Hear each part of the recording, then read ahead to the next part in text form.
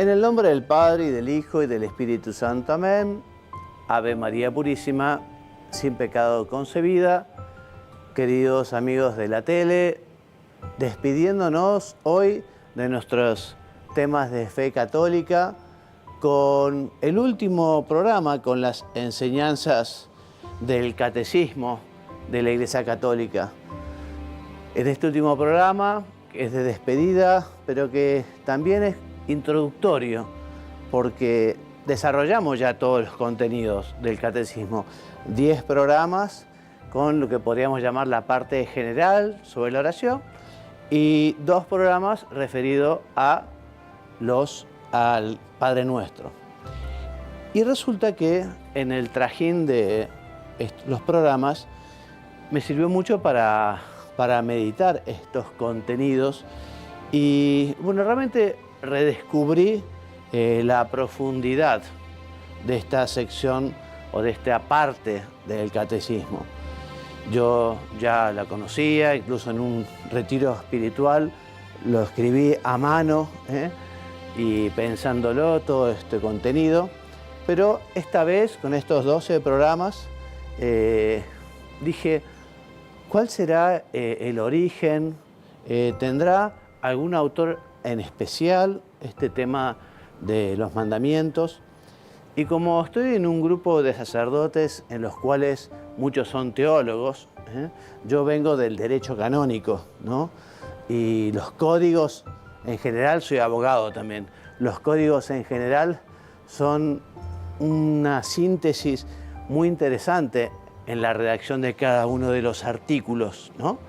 Pero si hay algo que no tiene el derecho o la codificación es poesía, ¿no? En cambio, en estos números del catecismo encontré una profundidad teológica impresionante, porque cada número del catecismo se puede profundizar mucho, mucho, mucho, pero además una riqueza poética y espiritual muy grande. Entonces escribí a este grupo que te decía grande de sacerdotes, pregunto desde la ignorancia, ¿no? Este cuarto capítulo, o mejor dicho, esta cuarta parte del Catecismo de la Iglesia, ¿tiene alguna inspiración particular, algún autor espiritual? Bueno, y me enviaron varios artículos extraordinarios sobre Jean Corbon. Jean Corbon tiene mucho que ver con esta cuarta parte del catecismo y quería contarte un poquito justamente a modo de despedida y a modo de introducción.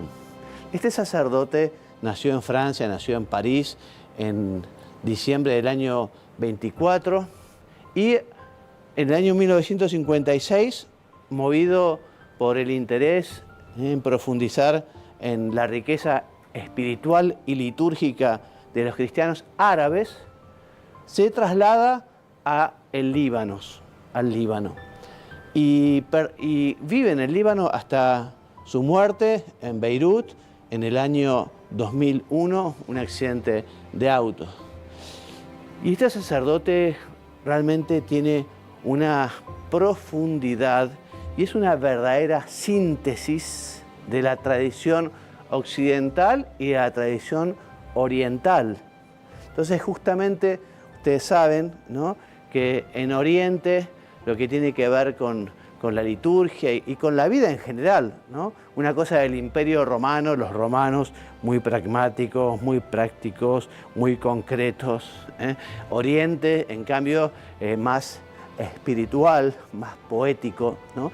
Y resulta que Jean Corbon se convierte así en una síntesis, ¿no?, de Oriente y Occidente, y le da al catecismo, no solo en el tema de la oración, ya vamos a ver, sino que consigue dar una impronta a todo el catecismo de la Iglesia Católica de estos temas que tienen que ver con Oriente, con esa cultura, con esa tradición, con todos los padres de la Iglesia, ¿no?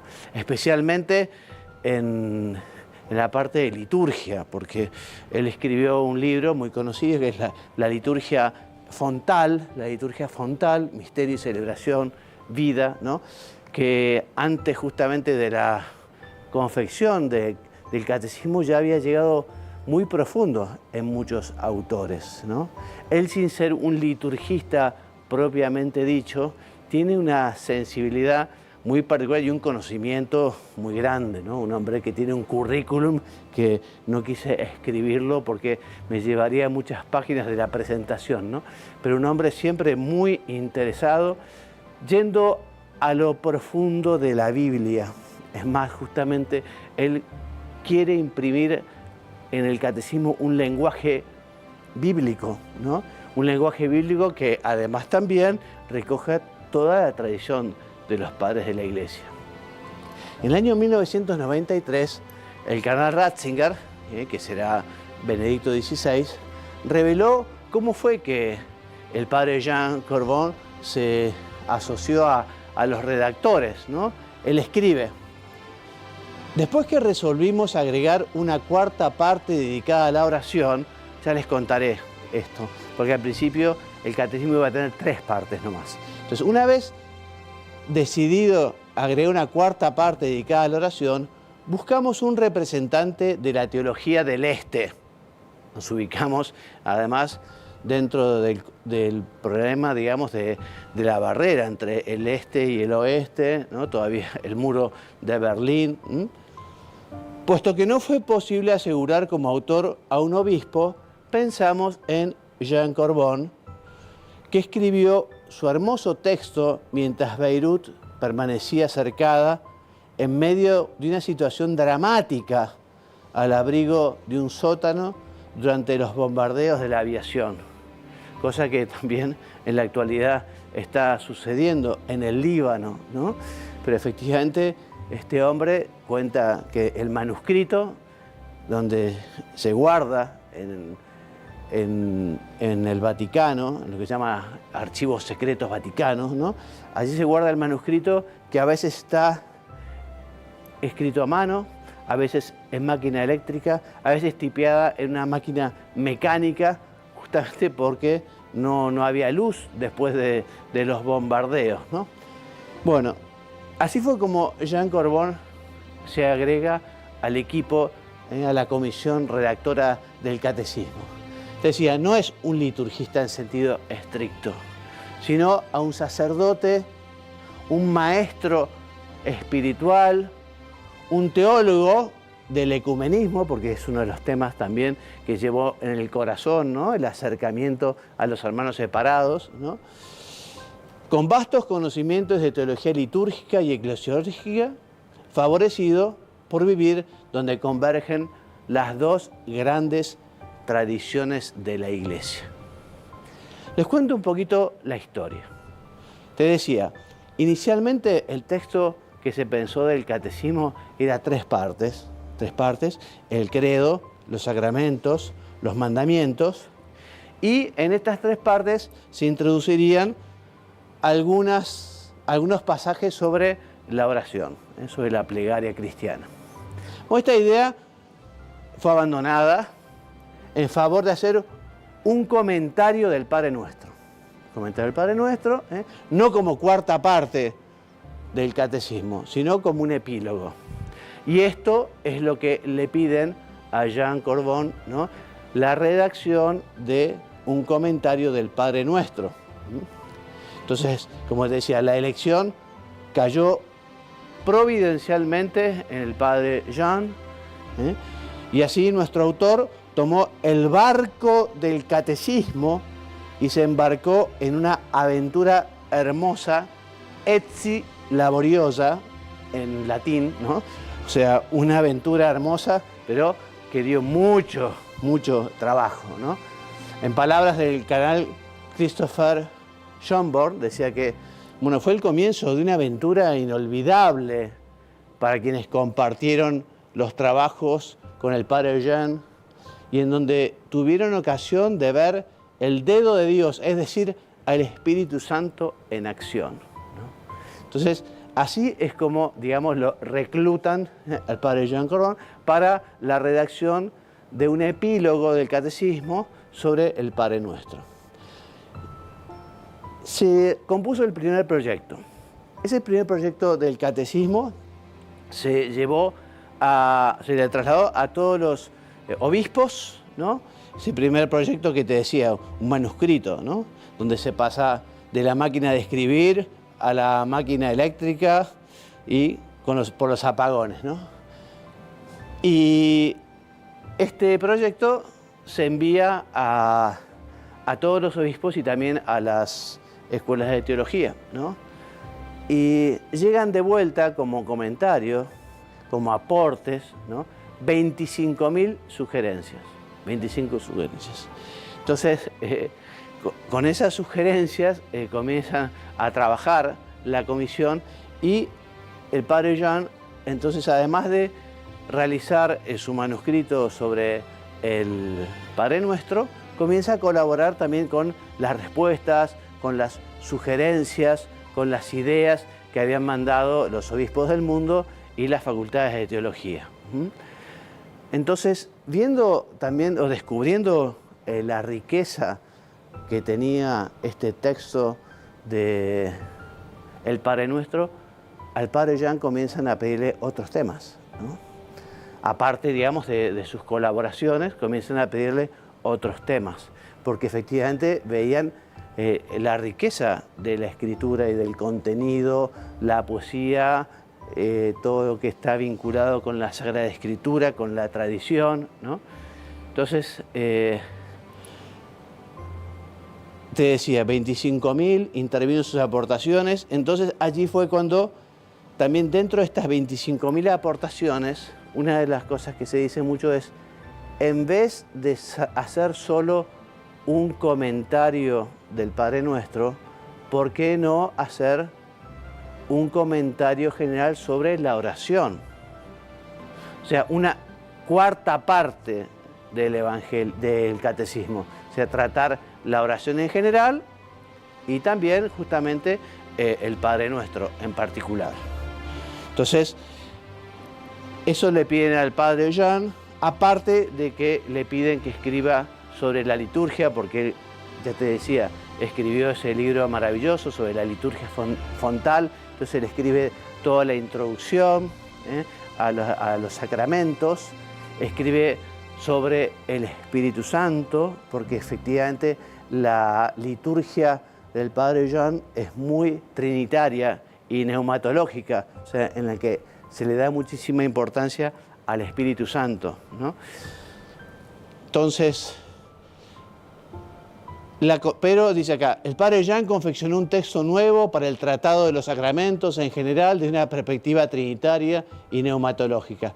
Pero la contribución, sin duda alguna, más importante de nuestro autor radica en la cuarta parte sobre la oración, ¿no? Entonces, porque dentro de esas 25.000 respuestas, muchas pedían, además de del comentario del maestro, una cuarta parte sobre la vida de oración y sobre la vida espiritual. Vamos a hacer un pequeño corte, ¿no?, para continuar este programa de despedida, que posiblemente sea hoy un poquito más cortito.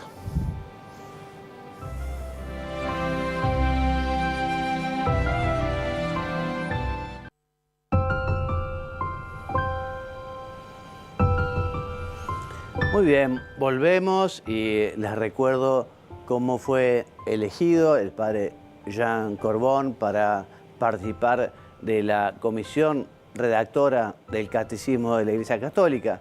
Nos lo comentaba el cardenal Ratzinger, el Papa Benedicto XVI, cómo quisieron encargar la redacción de un epílogo sobre el Padre Nuestro con algún autor del Este, preferentemente un obispo, pero al final cayó en el padre Jean, un hombre muy devoto, muy piadoso, un hombre de un vasto conocimiento en materia litúrgica, un hombre que habla y escribe con un vocabulario bíblico, un gran conocedor también de la patrología. Entonces él comienza primero con la redacción de ese término del Padre Nuestro. Pero después, a pedido de los obispos, se decide extender a una cuarta parte del tema de la oración, haciendo una parte general. Esta es la mayor contribución. También contribuyó en temas vinculados a la liturgia, la introducción a los sacramentos.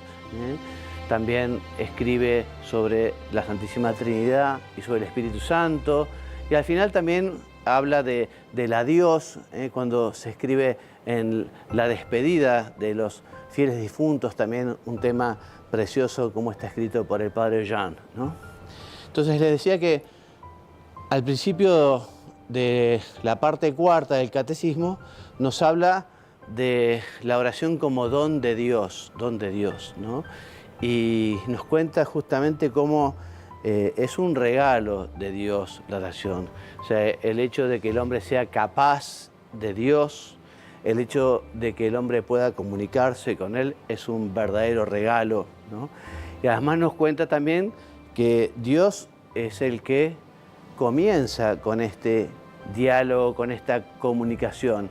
En el hombre la oración siempre es respuesta, porque Dios es el que llama primero. Como decía el Papa Francisco, Dios nos primerea, ¿no? Porque nos gana de mano y nos invita. Entonces nosotros tenemos que agradecer este don, este regalo, que es la posibilidad de rezar, de orar, de comunicarnos con Dios. Una relación que además es una alianza que comienza con la creación del hombre, ¿no? Que luego se va renovando a lo largo de la historia, ¿eh? Yo seré tu Dios, tú serás mi pueblo, y cada uno de nosotros somos de Dios, y Dios es nuestro Padre, el Padre de cada uno. Hay dos frases que marcan esta introducción, el hombre como mendigo de Dios, pero que también Dios que tiene sed de que los hombres tengamos sed de Él, ¿no? Lo cita a San Agustín, ¿no? Es el encuentro de la sed de Dios con la sed del hombre, porque Dios tiene sed de que el hombre tenga sed de Él. Y también al comienzo sobre la oración se pregunta el Padre Jean, en fin, escribe. El catecismo ahora es catecismo de la Iglesia Católica, es un catecismo que es magisterio universal, no es obra de un autor, ¿no? Pero si ustedes leen un artículo precioso que se llama La oración cristiana de Jean Corbon, ¿no? En un simposio de teología que se hizo en la Universidad de Navarra, bueno, está un poco todos estos comentarios que vemos en el catecismo, los vemos en la obra de Corbon, ¿no? Entonces, ¿de dónde viene la oración, no? Entonces, cualquiera que sea el lenguaje de la oración, gestos, palabras, el que ora es todo el hombre, todo el hombre. Sin embargo, para designar el lugar donde brota la oración, la Sagrada Escritura habla a veces del alma o del espíritu y con más frecuencia del corazón. Más de 1000 veces habla la Sagrada Escritura del corazón. Es el corazón el que ora. Y si éste está alejado de Dios, la expresión de la oración es vana. Por eso la oración básicamente tiene que ver con esa disposición. El corazón, digamos, es lo más profundo o lo que mejor califica o caracteriza a una persona. De hecho, le decimos, bueno, en el fondo tiene buen corazón, ¿no? Efectivamente, no podemos, si tenemos un corazón endurecido, si tenemos un corazón lejos de Dios, si tenemos un corazón soberbio, y será muy difícil la oración, imposible. De hecho, lo dice el catecismo, es necesario la humildad y la sencillez. Recordemos aquella parábola de Jesús, ¿no? Del pobre publicano que estaba al fondo, en cambio el fariseo que estaba en el primer lugar diciendo te doy gracias, Dios mío, porque pago los impuestos del eneldo y del comino y no soy como todos estos, ¿no? Aquello no fue oración, aquello fue un monólogo, porque para que haya oración tenía que haber diálogo y aquel hombre tenía el corazón totalmente cerrado a la voz de Dios, ¿no? Bueno, en el catecismo hay 3 pasajes particularmente significativos sobre la oración cuando ensambla Juan de la Cruz con Isaac de Nínive, ¿no? Y se apreciará una muestra de cómo nuestro autor respira por los 2 pulmones de la Iglesia, ¿no? Por la tradición occidental y la oriental. Y primero recoge la definición de Santa Teresita del Niño Jesús, de Santa Teresita de Lisieux. Jean Corbon fue un gran devoto de Santa Teresita, le tenía muchísima devoción, muchísima piedad, Y de hecho, en el catecismo encontraremos unos cuantos textos, cerca de 10 textos, ¿no?, que citas a Santa Teresita, ¿no? Y cuando elige una definición, una noción, una descripción de la oración, elige lo que dice Santa Teresita, ¿no? ¿Qué es oración? No es otra cosa, oración mental, a mi parecer, sino tratar de amistad, estando muchas veces tratando a solas con quien sabemos que nos ama. Eso es la oración, un trato de amistad. Y en la amistad, digamos, hay conversación, hay silencio, hay hacer cosas juntos, hay ese sentir la presencia, es una comunicación de amistad. Citando a Isaac de Nínive, dice que la contemplación es silencio, ¿eh? Este símbolo del mundo venidero. Por eso quienes tienen ese ruido mental, que no quieren pensar, que no quieren examinarse, que no quieren orar, que no quieren realmente conocer la verdad última de uno mismo, porque puede haber un ruido exterior, o sea, uno puede hacer oración en la calle mientras obreros están quizás haciendo un ruido tremendo arreglando la calle con un martillo neumático, pero estamos hablando del ruido interior, ¿no? Es estar, ¿no? Hace poco me llegó un videíto que decía que le habían preguntado a la inteligencia artificial, ¿no?, cuál era la estrategia del demonio para conseguir tener más adeptos, ¿no? Y una de las cosas que decía el videíto era que, en primer lugar, lo que hay que tener es a la gente atareada, todo el día consumiendo teléfono, cine, siempre allí, que no piense la primera tarea, ¿no? Entonces, por eso, la oración está involucrada, está relacionada con el silencio, pero me refiero a ese silencio interior que es esa apertura a Dios, esa apertura a la verdad, esa apertura a los demás, ¿no? Dice San Juan de la Cruz que oración es amor silencioso. El amor justamente es lo que, ese sentimiento más maravilloso que tiene el hombre, ¿no? Y que la persona que está enamorada es completamente feliz, ¿no? Por eso las palabras en la oración contemplativa no son discursos, sino ramitas que alimentan el fuego del amor, ¿no? Y lo último que te decía, en este silencio insoportable para el hombre exterior, el Padre nos da a conocer a su Verbo encarnado, o sea, a Jesús, sufriente, muerto y resucitado, y el Espíritu filial nos hace partícipes de la oración de Jesús. Bueno, yo está aquí, digamos, esta historia, ¿no?, a modo de epílogo o a modo de introducción de cuál es la fuente principal de esta cuarta parte del Catecismo de la Iglesia Católica. Terminando este ciclo, yo evidentemente los animo a que se animen a hacer oración. A hacer oración se aprende haciendo oración, como a nadar se aprende nadando, como a andar en bicicleta se aprende andando en bicicleta. Si uno dice, no quiero nadar o quiero nadar y no estoy dispuesto a hacer el proceso, bueno, para hacer oración también hay un proceso. Y Dios justamente va en auxilio, Dios va a ayudar a aquel que se anima a emprender este camino del misterio de la oración, ¿no? San Juan Clímaco, también un padre de la Iglesia, dice que Dios justamente ayudará, enseñará a hacer oración a quien esté dispuesto a hacerla.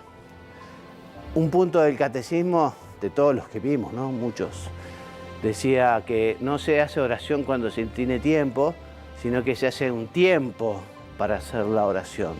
Es bueno que tengamos nuestros tiempos para hacer la oración. A la mañana cuando comenzamos el día, a la noche cuando lo terminamos, en algún momento especial para contarle a Jesús nuestras cosas, nuestras alegrías, nuestras preocupaciones, nuestros proyectos, ¿no? Si no estamos unidos con Dios en la oración, es como la rama que se corta y se termina secando. La oración es también ese riego que después permite que el amor vaya creciendo. ¿no? El amor crecerá también, obviamente, con la gracia de la Eucaristía, con la gracia de la confesión, pero la oración es importantísima. También decíamos a Santa Teresa de Jesús, ¿te acordás? El que no hace oración no necesita un demonio que lo tiente, ¿no? Porque todos estamos como inclinados hacia el pecado. Después del pecado original, vino la redención de Jesús, pero igual las cosas nos cuestan. Entonces necesitamos de la oración para fortalecernos espiritualmente. Por eso, y terminando, les animo a que tengan sus tiempos de oración, a que hagan el esfuerzo.